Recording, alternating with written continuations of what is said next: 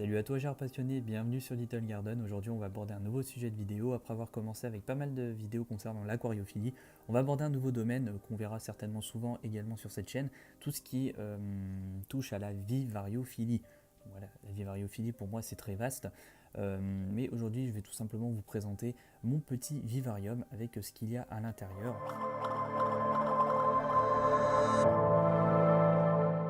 Donc avant de s'attaquer au cœur de ce vivarium, c'est-à-dire ce qu'il renferme, eh bien on va déjà parler du vivarium en soi. Bon là vous l'avez vu, si je mets ma main là, ça fait une lumière bleue, tout simplement parce qu'il est doté d'un petit capteur qui à la lumière du jour, eh bien va avoir une lumière blanche et lumière bleue si il y a un manque de luminosité, c'est-à-dire que si votre pièce est dans le noir ou vous cachez le capteur, eh bien vous allez avoir tout simplement mais c'est très efficace, hein. C'est très sensible et très efficace. Donc vous allez avoir tout simplement une lumière bleue, donc une lumière plus tamisée et moins violente par rapport à la luminosité de la pièce pour vos insectes ou ce que vous mettez à l'intérieur. Pour continuer à parler du vivarium, donc c'est un vivarium de chez Lucky Reptile, on le trouve plus partout. Fut un temps, c'était très recherché, mais maintenant voilà, c'est plus quelque chose qu'on trouve partout. Pour ma part, je l'ai eu sur le site de la ferme tropicale, mais ils ont été très rapidement en rupture de stock, et puis c'est pas forcément le genre de vivarium eh bien, qu'ils ont en stock très souvent. Donc voilà, c'est pas un vivarium qu'on trouve souvent, mais si vous avez la possibilité de l'acheter, foncez, à condition que ça corresponde à l'utilisation que vous voulez en faire. C'est pas la peine d'aller foutre un serpent ou un lézard là-dedans, ce n'est pas fait pour ça. Donc pour être plus technique, en fait, c'est pas un vivarium, c'est un insectarium. Hop, il est assez souple, hein, voilà, il n'est pas du tout en verre, et donc il a été principalement conçu pour renfermer tout ce qui est insectes, donc mandes religieuses, phasmes, etc. Hein, parfait pour les phasmes, parfait pour les mandes religieuses, à condition niveau phasme de limiter tout simplement leur population, c'est-à-dire de limiter leur nombre. Allez pas foutre 10 phasmes là-dedans, ça ne correspond absolument pas, on va dire, aux dimensions nécessaires pour élever au moins 10 phasmes. Il est très bien pour élever 1, 2, voire 3 phasmes, à condition que ces phasmes ne soient pas non plus gigantesques. Mais ça, de toute façon, on va y venir. Pour les mandes religieuses également, il est parfait. Bon, après, je rappelle, enfin, je ne l'ai jamais dit en fait, mais une mande religieuse, c'est assez territorial, c'est un petit peu comme un bêta, donc à ne surtout pas mettre deux mandes religieuses ou plusieurs mandes religieuses ensemble, surtout dans un si petit volume. Donc pour une seule mande religieuse, c'est parfait, et de toute façon, les mandes religieuses, que ce soit dans un grand volume ou un petit volume, vaut mieux les séparer. Donc pour une menthe, si vous avez comme projet tout simplement d'acheter une menthe, c'est tout simplement parfait. Donc je vais arrêter de tourner autour du pot, c'est le cas de le dire.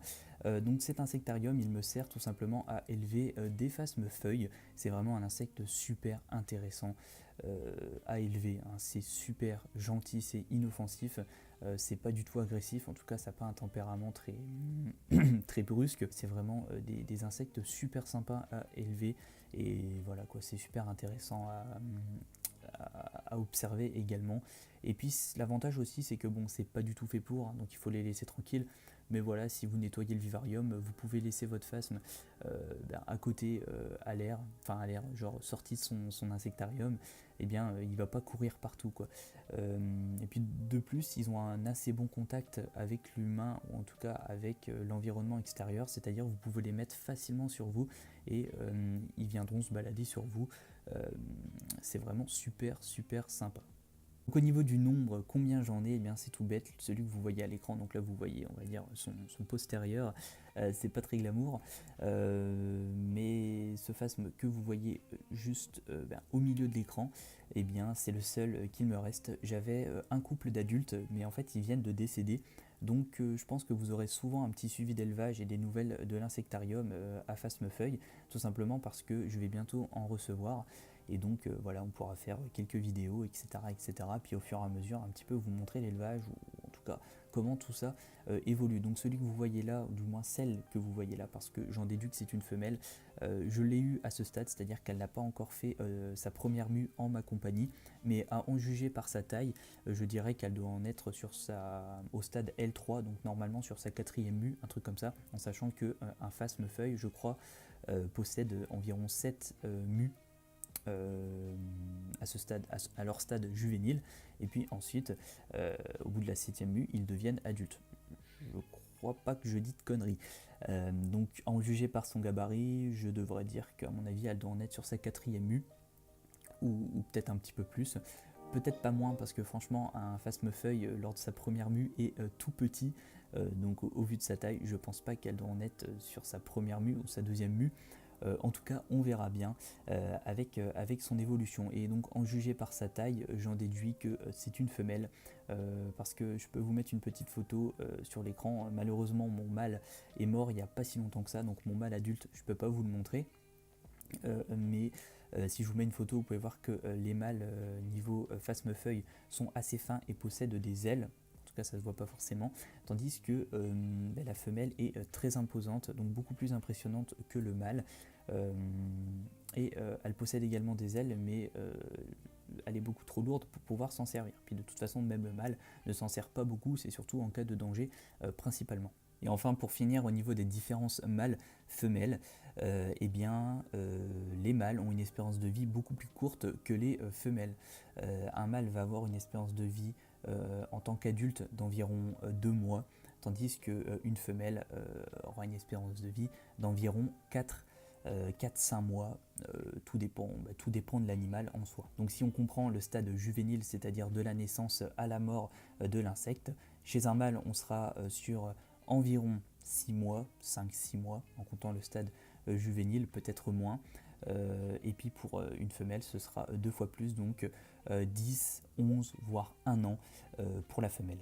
Donc au niveau du maintien de cette espèce de phasme, parce que je la rappelle, il existe une multitude d'espèces de phasmes, les phasmes bâtons, les phasmes scorpions, les phasmes feuilles et tant d'autres. Mais franchement, moi c'est vraiment cette espèce qui m'a vraiment fait flasher, et elle peut vraiment épater votre entourage. Parce que c'est vraiment super intéressant à observer, mais là encore faut-il réussir à mettre les yeux dessus, parce que bon, quand on n'a pas trop l'habitude, j'ai quand même envie de dire que le phasme-feuille, il faut bien le chercher parce que c'est quand même le roi du mimétisme. Bref, pour revenir à ce que je disais au début, au niveau du maintien, c'est un phasme qui va aimer en tout cas, un environnement humide, parce que c'est un phasme qui est originaire des Philippines. Je parle du phasme-feuille, hein. Chaque espèce niveau phasme va avoir, en tout cas va demander un certain niveau d'exigence, niveau humidité, etc. Le phasme-feuille est un phasme tropical, c'est-à-dire qu'il vient des Philippines. C'est pour ça que son nom scientifique est Phyllium philippinicum, je crois, si je dis pas de bêtises, ou philippinicum, quelque chose comme ça. En traduction, phasme des Philippines. C'est pour ça que le surnom de ce phasme-feuille va être Philly, ça vient de Phyllium. Bref, ça c'est le nom scientifique, et puis on va pas trop s'attarder là-dessus, mais en tout cas au niveau du maintien, vous allez avoir besoin d'un certain niveau d'humidité. Donc moi perso, je vaporise 1 à 2 fois par jour quand j'ai le temps, enfin 2 fois quand j'ai le temps, sinon c'est 1 fois par jour, mais avec une bonne petite dose d'évaporation, enfin non, de vaporisation plutôt, parce que comme ça le phasme va pouvoir vivre, et on va dire vivre tout simplement dans un milieu humide comme il le nécessite. Et il va également pouvoir boire, que ce soit les petites gouttelettes d'eau qui vont se situer sur les feuilles ou sur les parois. Depuis tout à l'heure, vous devez voir un truc pas forcément beau, mais qui est collé à l'intérieur de la paroi de l'insectarium. C'est tout simplement un hygromètre. Et là, ça peut vraiment être intéressant, bien que c'est pas très beau, pas très esthétique entre guillemets. Ça peut vraiment être intéressant parce que les phasme-feuilles vivent, comme je l'ai dit, aux Philippines, enfin de base, hein, dans cet environnement, dans ce milieu, dans cet environnement assez, on va dire, tropical, et donc du coup assez humide. Donc du coup, il nécessite quand même un niveau d'humidité assez élevé comparé à d'autres phasmes, notamment le phasme bâton, et il va avoir besoin d'un niveau d'humidité, je crois, ça va être minimum 70%. Donc là, je suis à environ 85. C'est pour ça qu'un hygromètre ne va pas vous indiquer la température, mais le niveau d'humidité en pourcentage. Donc là, ça peut vraiment être intéressant. C'est plus, on va dire, une aide, mais c'est plutôt une aide que je vous conseille. Comme ça, vous voyez un petit peu quels sont les paramètres de votre insectarium, et puis pour favoriser, entre guillemets, le bon élevage de vos phasmes. Surtout qu'un bon niveau d'humidité favorisera le bon processus de mue au niveau de vos phasmes. Donc ça leur sera bénéfique pour leur mue, et donc ça c'est plutôt intéressant au niveau humidité. Donc au niveau du maintien, pour continuer là-dessus, déjà la nourriture, eh bien c'est tout con, les phasmes c'est pas ce qui demande le plus d'efforts niveau nourriture, ça mange des ronces. Voilà. Bon, certains phasmes vont préférer des feuilles de chêne ou des trucs comme ça. Mais ce qui passe partout au niveau phasme, quelle que soit l'espèce, ça va principalement être des ronces. Donc là, dans notre belle et grande France, c'est pas ce qui manque. Ronces, vous en trouvez en été comme en hiver. Donc c'est, on va dire, multisaisonnier. Donc ça, c'est plutôt pas mal parce que vous soyez en rade de ronces en hiver ou en été, vous en trouverez. Ce qui est plutôt bien également avec les ronces, en fait, eh bien, c'est que ça va aussi jouer comme élément de décoration. Voilà, ça va vraiment attirer un climat tropical avec l'humidité, la lumière, etc. Tout ça réuni, ça forme vraiment un petit climat tropical. Et donc là, c'est plutôt sympa. C'est-à-dire que les ronces vont servir de décor, vont servir également d'habitat pour vos phasmes. C'est-à-dire qu'ils vont s'accrocher dessus. Ah, voilà, hop, il bouge le coco. Les ronces vont permettre à vos phasmes tout simplement de s'accrocher dessus et puis de se balader. Faites attention, les phasmes sont quand même de très bons acrobates, hein. Ils adorent sauter de branche en branche, de feuille en feuille, ils se baladent comme ça, hein. Des fois hop, je le vois là, 5 minutes après, hop, il est à l'autre bout, je me demande comment il a fait, mais bon voilà, c'est un petit peu comme ça qu'il vit. Et puis également les ronces vont lui permettre de bouffer tout en, on va dire, esthétiquement apportant quelque chose à votre insectarium. Pour continuer dans le maintien, j'utilise du sopalin qui va permettre déjà d'amortir la chute en cas de chute pour un phasme, parce que même si c'est des très bons acrobates, j'ai déjà eu affaire à beaucoup de phasmes qui, en vivant leur vie tout simplement, eh bien, ont chuté, et avant je mettais pas de sopalin et à chaque fois ils tombaient là-dessus. Le problème c'est que ce substrat a des avantages et des inconvénients, et on va dire son avantage, eh bien, ça en fait un inconvénient pour les phasmes. C'est-à-dire que c'est un substrat qui est, donc celui-ci, c'est du TerraBark, donc c'est ça.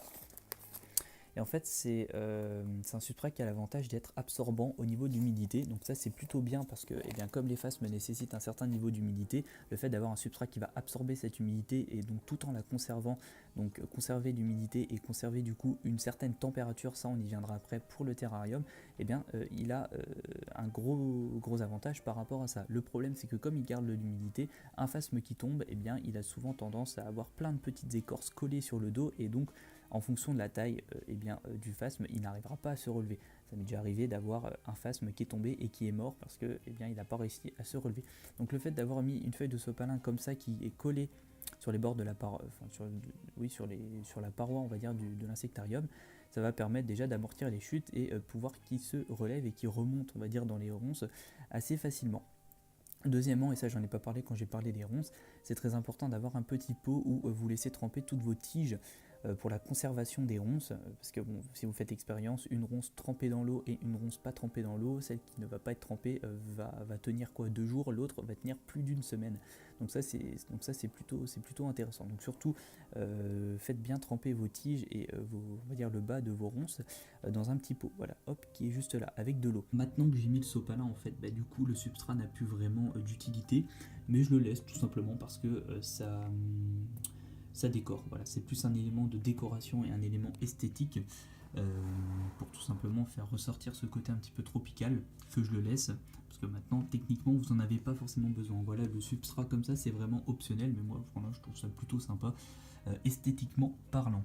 Je voudrais revenir sur un dernier point avant de se quitter, la taille du terrarium. Ça va vraiment être, de l'insectarium, ça va vraiment jouer sur le nombre de phasmes que vous voulez. Si vous voulez 1 ou 2 phasmes, allez, 3 phasmes maximum, dans un insectarium comme ça suffira. Si vous voulez aller au-delà, donc par exemple 10 phasmes, là il va falloir vraiment jouer plus grand, pas forcément plus haut mais plus grand. Donc du coup un insectarium de ce type ne suffira plus et sera vraiment très limite pour un tel nombre. Vraiment passer à un modèle au-dessus, voire même à vraiment un vrai terrarium cette fois-ci, non pas insectarium, pour assurer la meilleure vie possible pour vos bébêtes. Les phasmes sont pas vraiment faits, on va dire, pour être seuls.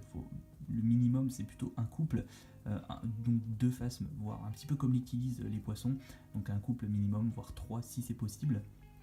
Mais voilà, vous inquiétez pas, il va très bien quand même, malgré qu'elle soit seule, c'est tout. Voilà, mes précédents phasmes sont morts de vieillesse, c'est la petite survivante. Mais donc comme je l'ai dit, certainement il y en aura d'autres qui vont arriver bientôt. Donc voilà, je vous ferai peut-être une petite vidéo par rapport à ça. Donc voilà, c'était la présentation de mon petit vivarium à Phasmofeuille. Dites-moi ce que vous en pensez, si vous êtes aussi, comme je l'ai dit, adepte de ces insectes, ben voilà, on peut un petit peu en partager ça dans les commentaires. Et moi je vous dis à plus sur Little Garden. Salut!